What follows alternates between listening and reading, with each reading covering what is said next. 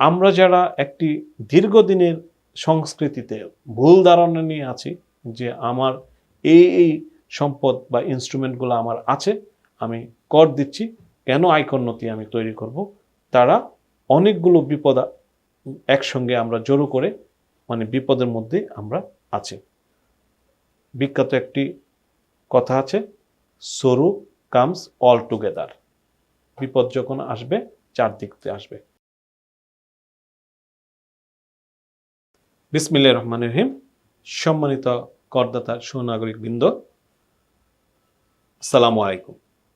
আমরা জানি যে করদাতা হিসাবে নিয়মিত যারা কর দিয়ে থাকি তারা, অথবা নানান কারণে আমরা টি আইন গ্রহণ করেছি, তারা কতিপয় ক্ষেত্রে কিছু ভুল করে থাকি, অথবা ভুল করতে বাধ্য হই, কিংবা আমার নিকটজন বা আমার কোনো উপদেষ্টা বা আমার আত্মীয়র ভিতরে কোনো কর বিভাগের কোনো ব্যক্তি বা দূরের পরিচিত ব্যক্তি কোনো না কোনোভাবে আমরা কিছু ভুল ধারণা নিয়ে আমরা কাজ করে থাকি।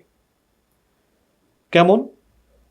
আপনি একটি আয়কর নথি সৃষ্টি করেছেন, টি আইন গ্রহণ করেছেন, আপনার সঞ্চয়পত্র আছে, এফডিআর আছে, গাড়ি আছে, আপনার এফডিআর এর এগেনস্টে ট্যাক্স কেটে রাখছে, সঞ্চয়পত্রের এগেনস্টে ট্যাক্স কেটে রাখছে, গাড়ির ট্যাক্স কেটে রাখছে।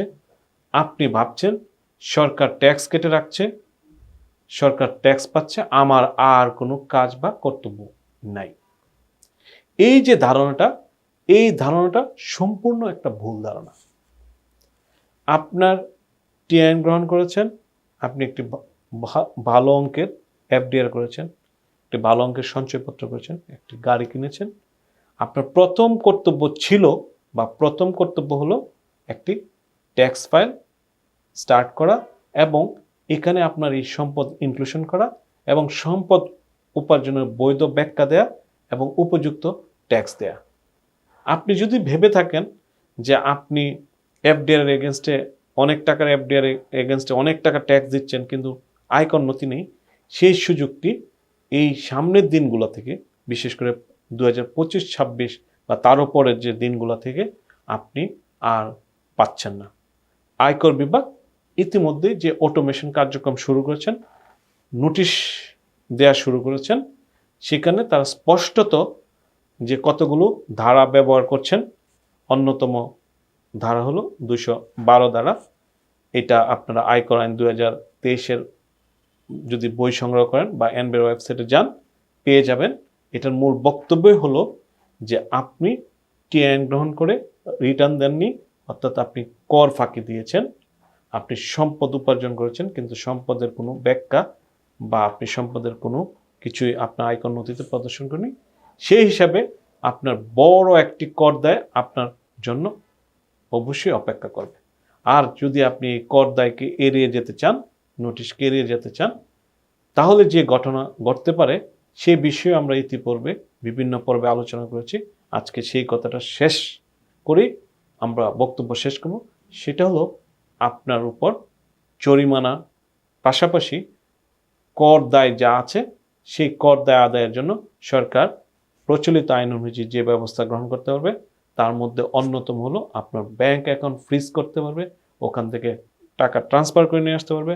আপনি যদি বিদ্যুতের গ্রাহক হয়ে থাকেন, আপনার বিদ্যুৎ সংযোগ ক্যান্সেল করতে পারবে। তিতাসের গ্রাহক হয়ে থাকেন, তিতাসের সংযোগ বিচ্ছিন্ন করতে পারবে।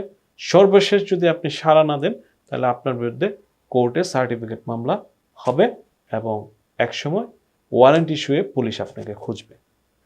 অতএব আমরা যারা একটি দীর্ঘদিনের সংস্কৃতিতে ভুল ধারণা নিয়ে আছি যে আমার এই সম্পদ বা ইনস্ট্রুমেন্টগুলো আমার আছে, আমি কর দিচ্ছি, কেন আয়কর নথি আমি তৈরি করব, তারা অনেকগুলো বিপদ একসঙ্গে আমরা জড়ো করে বিপদের মধ্যে আমরা আছি। বিখ্যাত একটি কথা আছে, সরু কামস অল টুগেদার।